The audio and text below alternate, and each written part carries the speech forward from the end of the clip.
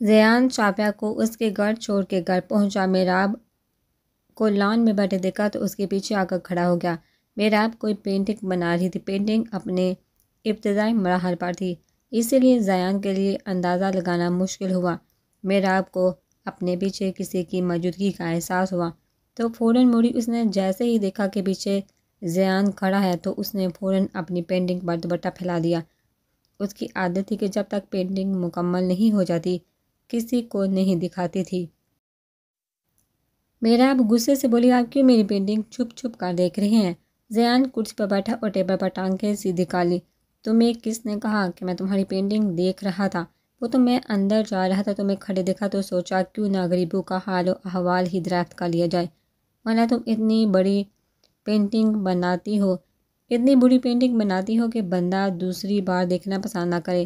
زیان نے محراب کو چڑھانا چاہا۔ محراب کمر پر ہاتھ رکھتے ہوئے بولی، جی بالکل، میں بہت بری پینٹنگ بناتی ہوں، تبھی تو اس پورے گھر میں اور آپ کے کمرے میں بھی میری بنائی ہوئی پینٹنگ لگی ہے۔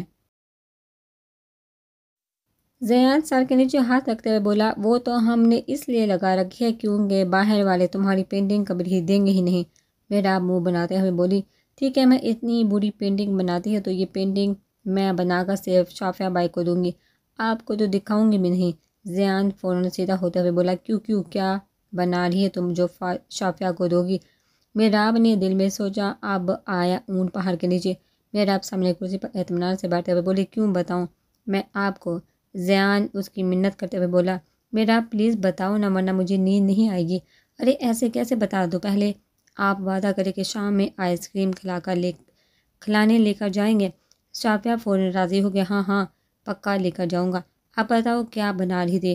محراب شرارت سے بولی، آئس کریم شام میں کھلائیں گے تو بتاؤں گی بھی شام میں، ورنہ آپ کا کیا بھروسہ کب اپنی بات سے پھر جائیں۔ زیان محراب سے اور لڑنا چاہتا تھا کہ گھر کے اندر سے آتی ہوئی خوشبو نے اسے اپنے حصار میں لے لیا۔ زیان لمبی لمبی سانس لے کر خوشبو کو اپنے اندر بسانے لگا اور آنکھیں بند کر لی۔ بولا، محراب کیا پکا ہے؟ محراب اس کے کان کے پاس آ کر سرگوشی میں بولی، بریانی، کباب، دم کا قیمہ، لزانیہ۔ زیان کی آنکھیں خوشی سے کھل گئی، سچ کہہ رہی ہو؟ زیان فوراً کھڑا ہو گیا۔ محراب نے آسمان میں سر ہلایا۔ زیان فوراً اندر جانے کے لیے مڑا۔ محراب چیختے ہوئے بولی، بائی رکیے، ایک راز کی بات بتاؤں۔ زیان نے گردن گھما کر اس کی طرف دیکھا، نفی میں گردن ہلائی۔ نہیں، رہنے دو، میں تم پر پیسے بالکل خرچ نہیں کروں گا۔ زیان واپس مڑا، میں بغیر رشوت لیے بتاؤں گی اور بات آپ سے متعلق ہے۔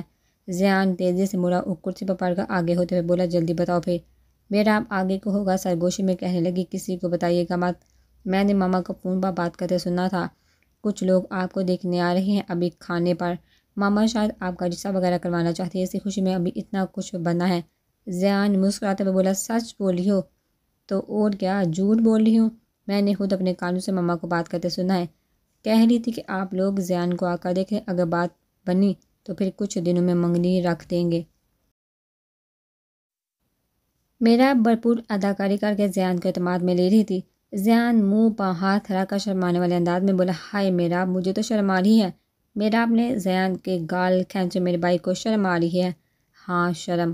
زیان نے اپنے گال محراب کے ہاتھ سے چرا کے سہلائے، پھر مسکراتے ہوئے بولا، پڑھائی اور بزنس تو ہوتا ہی رہے گا یار، انسان کی چھوٹی موٹی منگنی تو ہونی ہی چاہیے نا، ذرا دل لگا رہتا ہے۔ محراب نے اسپاٹ میں سر ہلا کے آنکھیں پٹپٹائی اور ہنسی کو بڑی مشکل سے ضبط کیا۔ زیان کھڑا ہوتے ہوئے بولا، میں ماما سے پوچھتا ہوں کون لوگ ہیں، کب تک آئیں گے تاکہ میں جا کر تیار تو ہو جاؤں۔ محراب مسکراتے ہوئے بولی، جی پوچھیے، لیکن میرا نام مت لیجیے گا، سیکرٹ بتایا ہے میں نے آپ کو۔ ہاں نہیں بتاؤں گا، بے فکر ہو۔ زیان اچھلتا کودتا ہوا اندر کی طرف بھاگا۔ محراب نے جھانک کر دیکھا کہ وہ اندر چلا گیا ہے تو تالی مار کے زور سے ہنسے، بڑا مزہ آ گیا بھائی، بڑا مزہ آ گیا۔ پھر ہنستے ہوئے دوپٹہ سنبھالتے اندر جانے کے لیے اٹھی، چلو اب اندر کا ڈرامہ بھی دیکھ لوں۔ شافیہ یونس سے آ کر نہا کر سونے کے لیے لیٹ گیا۔ ملازم اسے کھانے کے لیے بلانے آیا لیکن اس نے منع کر دیا تھا۔ شافیہ آنکھیں بند کر کے سونے کے لیے لیٹا تو ایک لفظ اس کے دماغ میں گھوم گیا، چھچھندر۔ شافیہ نے آنکھیں کھولی اور دل میں سوچنے لگا، عجیب لڑکی ہے، ہر جگہ مل جاتی ہے، یہ اتفاقاً بار بار مل رہی ہے یا جان بوجھ کر؟ اور مجھے کیا بول رہے تھے چچندر؟ پہلے سڑیل اور اب چچندر۔ پھر خود پر ہی غصہ کرنے لگا۔ میں اس کے بارے میں سوچ ہی کیوں رہا ہوں؟ منہ پر تکیہ رکھتے ہوئے بولا، باڑ میں جائے وہ لڑکی اور باڑ میں جائے یہ چچندر۔ دو لڑکیوں نے مل کر پورا دن خراب کر دیا۔ آئی نور اور ارمینہ بیگم کھانا کھا رہی تھی۔ ارمینہ بیگم نور سے اس کے پہلے دن کے متعلق پوچھ رہی تھی۔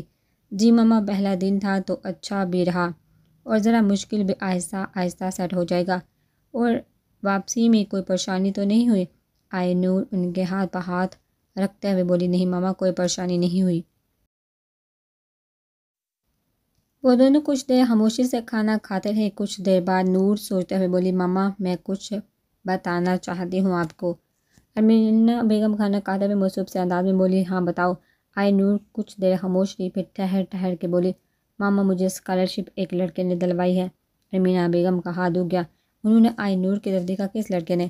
میں نہیں جانتی، اسے یونیورسٹی کا ہی ہے، تھوڑا پاگل سا ہے۔ ارمینہ بیگم پلیٹ سائڈ پر کرتے ہوئے اس کی طرف مڑی اور سختی سے بولی، دیکھو نور، جو بات ہے سچ سچ اور صحیح صحیح مجھے بتا دو۔ آئی نور ان کے ہاتھ پر دباؤ ڈالتے ہوئے بولی، ماما آپ پریشان مت ہو، ایسا ویسا کچھ نہیں ہے۔ نور نے اپنی زبان سے پہلی ملاقات کے بارے میں بتایا۔ بات سننے کے بعد ارمینہ بیگم اسپاٹ چہرے سے نور کو دیکھتی تھی۔ آئی نور ان کے تاثر سے کچھ اندازہ نہیں لگا پا رہی تھی۔ ماما ایسے کیا دیکھ رہی ہیں؟ کچھ بولیے تو صحیح۔ آئی نور، تم نے مجھے بیوقوف سمجھا ہوا ہے، بھلا ایسی ڈیل کوئی کرتا ہے؟ ماما آپ کو لگ رہا ہے کہ میں جھوٹ بول رہی ہوں؟ نور خفا ہونے کے انداز میں بولی، میں یہ نہیں کہہ رہی کہ تم جھوٹ بول رہی ہو، لیکن کوئی یقین کرنے والی بات ہو تو میں یقین کروں نا۔ ایسی ڈیل کون کرتا ہے برگر اور فرائز کی؟ ماما آپ اسے جانتے نہیں، وہ جس طرح کھا رہا تھا نا، مجھے تو ڈر لگ رہا تھا کہ کہیں وہ کیچپ کی بوتل میں سے کیچپ بھی نہ پی جائے۔ 2 برگر، 3 فرائز پلیٹ بھر کے اور 3 کین پینے کے بعد بول رہا تھا کہ یہ تو ناشتہ ہے۔ لوگ جینے کے لیے کھاتے ہیں لیکن وہ کھانے کے لیے جیتا ہے۔ ارمینہ بیگم بہت غور سے آئی نور کی باتیں سن رہی تھی۔ آئی نور، وہ اتنا کھاتا ہے پھر تو وہ بہت موٹا ہوگا۔ ارے نہیں ماما، یہی تو حیرانگی کی بات ہے کہ وہ موٹا بالکل نہیں ہے، بہت فٹ ہے، جم وغیرہ جاتا ہوگا شاید۔ ارمینہ بیگم اٹھتے ہوئے بولی، دیکھو آئی نور، جو بھی ہے بس کچھ ایسا نہیں ہونا چاہیے کہ تمہارے بابا کو میری تربیت پر انگلی اٹھانے کا موقع ملے۔ اوہو، آپ مجھ پر یقین رکھیے، ایسا کچھ نہیں ہوگا۔ زیان کھانے کی خوشبو سونگھتے سونگھتے کچن تک پہنچ گیا۔ کچن میں عارفہ بیگم اپنے کاموں میں مصروف تھی۔ زیان پیچھے سے جا کر ان سے لپٹ گیا۔ السلام علیکم بیوٹیفل لیڈی، عارفہ بیگم اس کے گال سے ہلاتے ہوئے بولی۔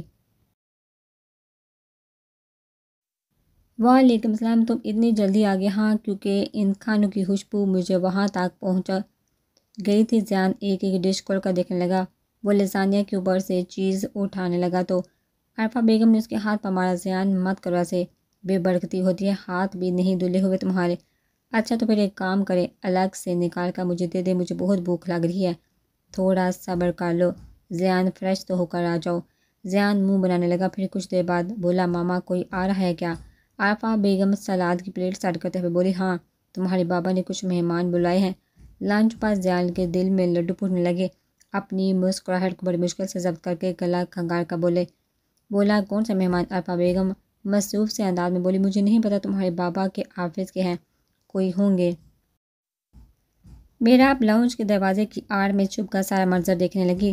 زیان عارفہ بیگم کے کندھے پر ہاتھ رکھ کر بولا، ماما پلیز مذاق مت کرے، کون لوگ مجھے دیکھنے آ رہے ہیں، مجھے بھی تو بتائیے۔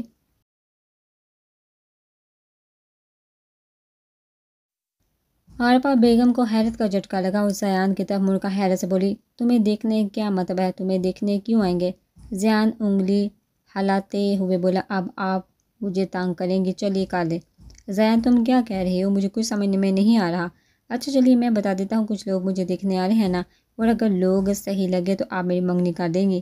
عارفہ بیگم کا حیرت سے منہ کھل گیا۔ ماما ویسے ایک بات بتاؤں، منگنی کا مجھے بچپن سے بڑا شوق تھا، وہ جو انگوٹھی پہناتے ہیں نا، وہ سین تو مجھے بڑا ہی پسند ہے۔ زیان مسکرا کر بول رہا تھا۔ زیان تم پاگل ہو گئے ہو، کس نے کہا ہے یہ سب تمہیں؟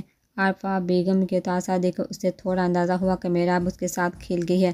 ماما میراب نے کہا تھا کہ اس نے آپ کو فون پر بات کرتے ہوئے سنا ہے۔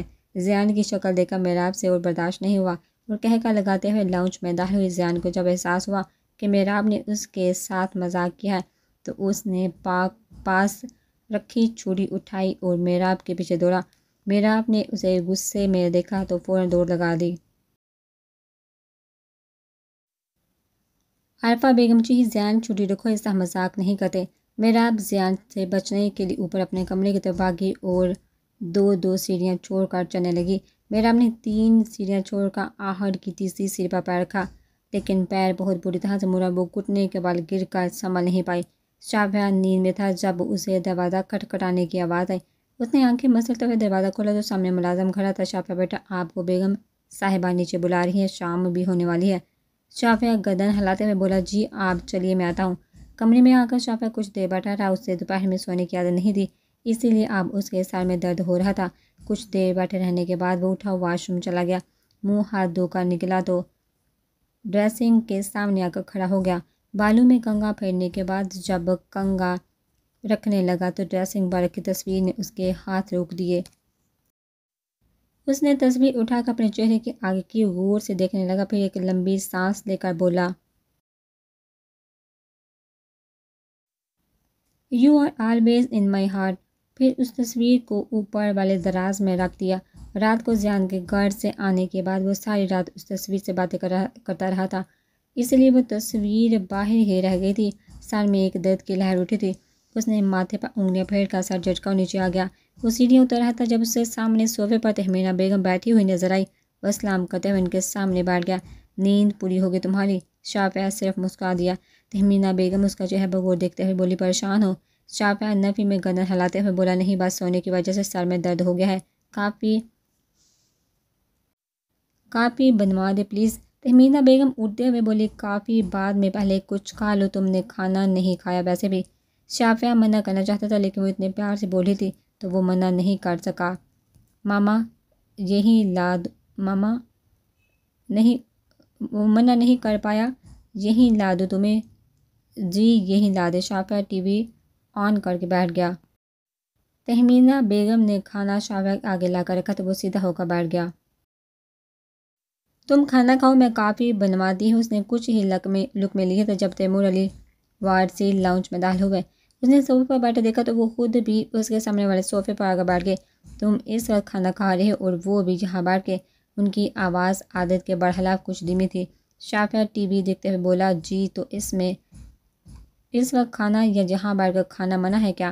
تیمور وارثی کچھ نہیں بولے۔ تمہارے آفس کا رینویشن کب تک ہو جائے گا؟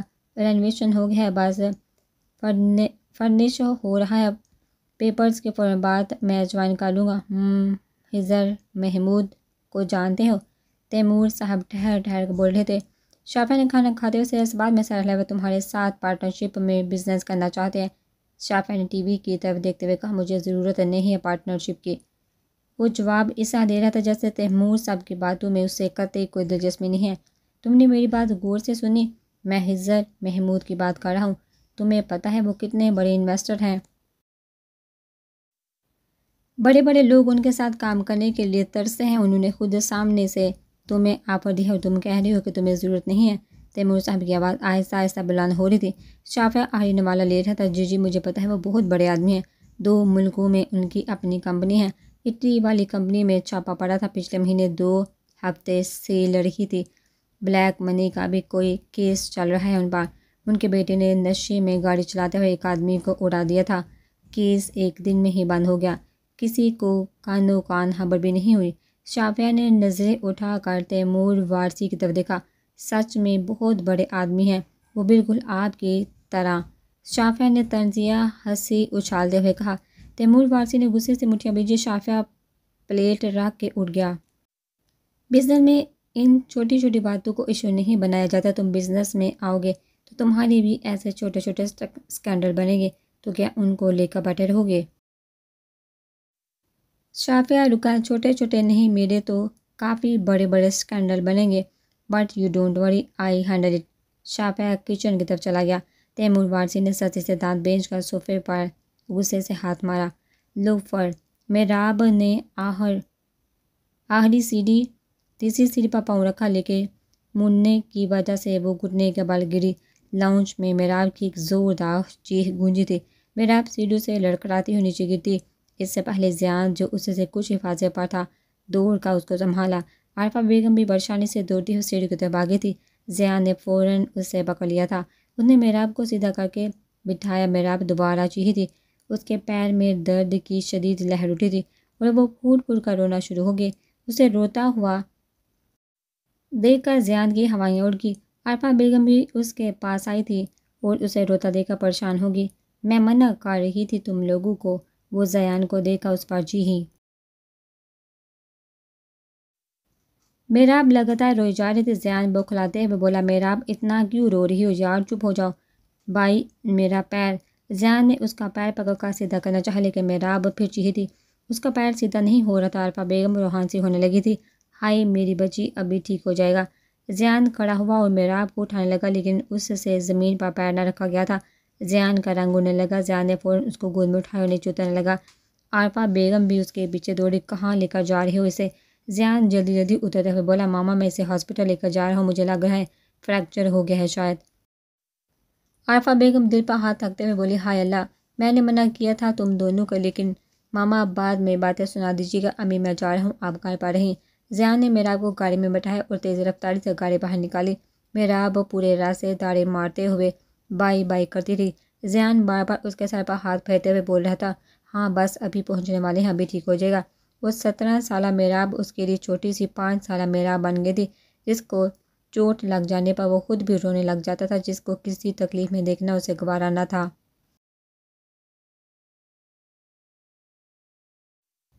محراب رو جا رہی تھی۔ زیان بار بار اس کے آنسو پوچھ رہا تھا۔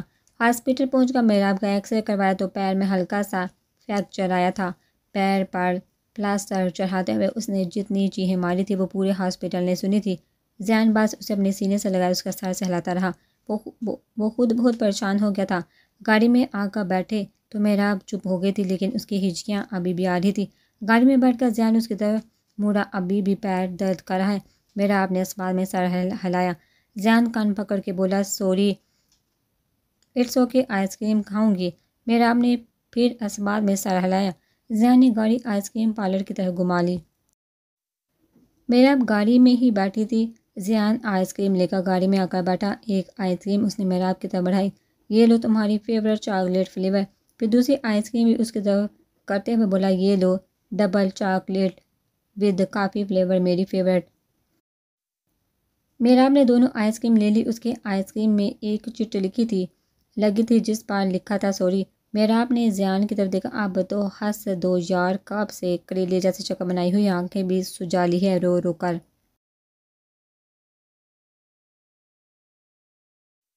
محراب ہنس دی۔ اسے دیکھ کر زیان کے چہرے پر بھی مسکراہٹ آ گئی تھی۔ محراب نے آئس کریم زیان کی طرف بڑھائی۔ زیان نے آئس کریم اس کے ہاتھ سے لیتے ہوئے کہا، لایا تو میں اپنے لیے تھا، وہ تو تمہیں خوش کرنے کے لیے دے دی تھی۔ محراب زیان کے بازو پر ہاتھ مارتے ہوئے بولی، بائی۔ زیان نے اس کی نقل اتاری، بائی، اور دونوں ہنس دیے۔ آئی نور نے اپنی چادر الماری سے نکالی تو چادر کے کونے پر اسے شافیہ کے جوتوں کا نشان نظر آیا جو ابھی بھی ہٹا نہ تھا۔ آئی نور نے ہاتھ سے صاف کرنا چاہا لیکن نہیں ہوا۔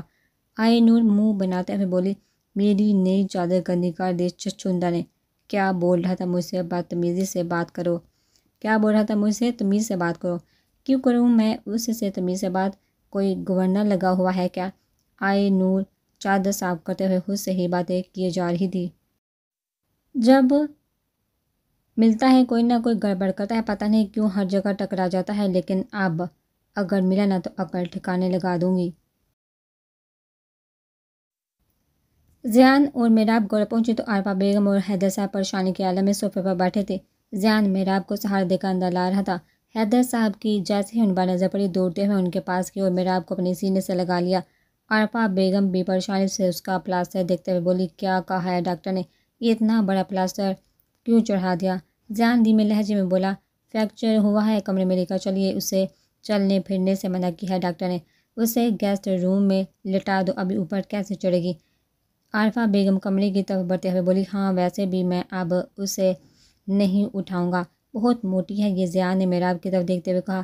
محراب نے کوئی غصے والا تاثر نہیں دیا، بس ہلکا سا مسکرا دی۔ وہ جانتی تھی زیان اسے ہنسانے کی کوشش کر رہا ہے۔ حیدر صاحب اور زیان اسے سہارا دے کر کمرے میں لے کر آئے اور بیڈ پر لٹایا۔